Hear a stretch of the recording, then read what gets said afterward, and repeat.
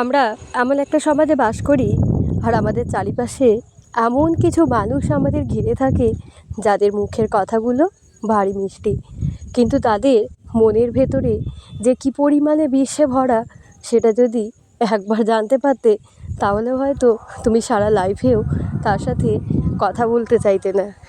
তবুও কিছু তো করার নেই, এই সমস্ত মানুষগুলোকে ঘিরেই আমাদের বেঁচে থাকতে হয়। এই ধরনের মানুষগুলো কখনোই কারো ভালোটা সহ্য করতে পারে না, তাই এই সমস্ত মানুষগুলোকে যতটা সম্ভব এড়িয়ে যাওয়াই উচিত। নমস্কার বন্ধুরা, আমি সুস্মিতা, চলে এসেছি একটা ছোট্ট মিনি ব্লগ নিয়ে। আজ দেখো একটু কদবেলের মাখা বানাচ্ছি।